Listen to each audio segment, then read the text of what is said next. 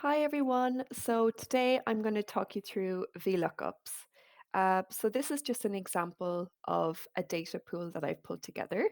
Just get rid of this for a second. And I'm going to talk straight away on how to do a VLOOKUP. So first off, what a VLOOKUP actually is, it's basically looking up either a code, a number, or a word in a massive pool of data. So basically, it just helps to simplify what you're doing. It helps simplify if you've got a large pool of data. And if you want to find a certain word, for example, Larry and 67, you can do a VLOOKUP if you've got a massive amount of data. So in this example, I'm just doing 3 columns and about 17 rows, 16 rows, okay? So it's not that big of a data pools, but you can do VLOOKUPs for, 200 columns, 2000 rows. It can be massive. There's no limit to the amount of, data that you have and that you can use a VLOOKUP on. So, firstly, a VLOOKUP is an Excel formula. So, to start off with any formula, you need to put an equal sign. Okay. And for this, we can write the words VLOOKUP and you can see it starts to recognize that it's a formula. Okay. So, what we do is we open up the bracket and you will see straight away that Excel is really smart and switched on.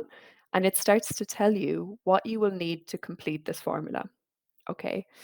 So in this example, I am going to say, okay, I've got a massive pool of data and I want to know the name Millie, how much money she owes me. Okay. So in this example, I'll do a VLOOK based on the word Millie. Now, to start off, it's asking for a lookup value. And what this means is basically what I've just said. So, what do you want to look up in this set of values? And I want to look up the word Millie. Okay. But you can't just type the word milli because it won't recognize that in a formula. You have to link it to a cell, okay? So what I'm going to do is I'm going to highlight just this random cell here and I'm going to say I want to look up whatever word I type into G5, which is G in the column and 5 in the row, and I want to look up this word within this pool of data, okay? So I'm going to do that now. I might just come out of this for a second. So I'm going to write the word milli here. I accidentally deleted that, so we'll start that again. Cool. So it's saying VLOOKUP G5, and I've written the word milli in here, okay? Next up, it's telling you to put a little comma. So you pop a little comma in there after the cell G5 or any cell that you've written in. And it's asking for a table array. So what this means is it's looking for the array of data or the table of data that it's meant to look up this word milli in. Okay. And we know here that it will be this table of data. So what you can do is you literally can highlight them, okay, and it will appear in like this red box. And you can see here it's written it for you automatically, okay? Now you can, if you just want to understand what age she is and bring out that value, you can, just highlight those 2 columns. But I always like to highlight everything all together in case you might need another number at a later date. You've got it in here already in the table array. Because a VLOOKUP can only find something if it's highlighted in this table array. Okay. Now, if you've got a massive data source with 200 columns, sometimes when you highlight it like this, it would take you forever. Okay. So you can actually just type this in either. Okay. So you can do C3 to E19 and it will highlight everything that you need. Okay. And if you're not sure of the cell names, you can just look up at the top here. They help you. So C3 will be this cell here. And then E19 is the very last cell here. And you always put this little dot dot colon in between because that just helps Excel know that it's, from C3 to E19 and highlights everything for you. Cool. So that's table array. Next thing then is you put a little comma and it highlights in bold the next thing you need. So it's saying here column index number is what that says. So the column index number. So what this means is in your selection of data, it's got three columns in this example. So first column is here, second column is here, and third column is here in amount. Okay. And what this means is, if I want to find the amount number, I would write in the word three here. So you don't write in the letter CDE, okay? You actually write the number. So I want the third column for data. If I want to understand how much money, Millie owes me or the amount here, I would pop in three. However, if I actually want to just look up her age, I would write in the number two because the second column along is her age. So in this example, I want to do the amount. So I will just write the number three. If you've got, six columns and the sixth column is the amount, you would write in the number six. So it just depends, how big your data source is and to write the column number that it lands on. Next, then you put another comma and it will bring you to the very last section of this formula. And it says range lookup. Now, this is the one that people get really confused on, but it literally tells you what to do here. So you don't need to just dissect it, just take it for what it is. This is how Excel was built.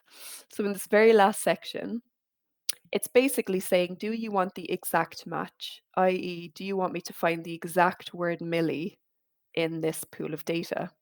And if you do, it says here, if you want the exact match, you write the word false. A little bit weird, but that's just what it is. Okay. It's basically saying, yes, I want the exact match. I don't want Molly. I don't want Mira. I don't want any other names you have to try and look up here. I just want this one word or this one number or this one code, whatever you're dealing with. It doesn't have to be a word. Um, you can either put the word false to say, I want the exact match to be spat out, basically. Or what I do as well is you can actually just put in the number zero and it will do the exact same thing as writing the word false.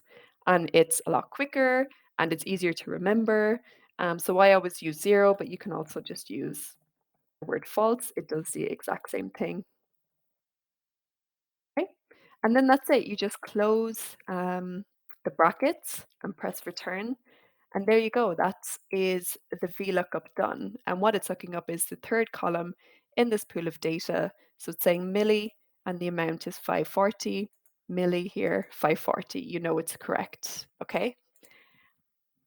However, if you want to go back and be like, oh, actually, I want to know her age instead, you can just remove the three in the formula up in the formula bar up here, and you can write the number two. If you press return, it will give her age, okay, because it's in the second column along. So whatever you want to look at, you can have a play with this also. And if you want, Luke, underneath it, you can drag the formula down, okay? Now, something to remember in this too is also to make sure that you're spelling the words correctly and that the pool of data stays in the same place. So you might notice here the red is picking up the very top name to the bottom here. And the more you drag it down, this table also moves with it. Now you don't want that if you're just trying to look up, all of the data that's in static cells that don't move, okay? It's very important. So a way to freeze that is if you go to your table array formula up the very top here and you click F4, that's F for father, 4, the number, on your keyboard, F4, up the very top, it puts these little dollar signs in. And all this means is it freezes that set of data. Okay, so it just makes it static. So if you drag your formula down, it's not going to move the red box anywhere. So I'll show you an example, okay? So if you hover in the right hand corner and drag, it's dragging the formula down, okay?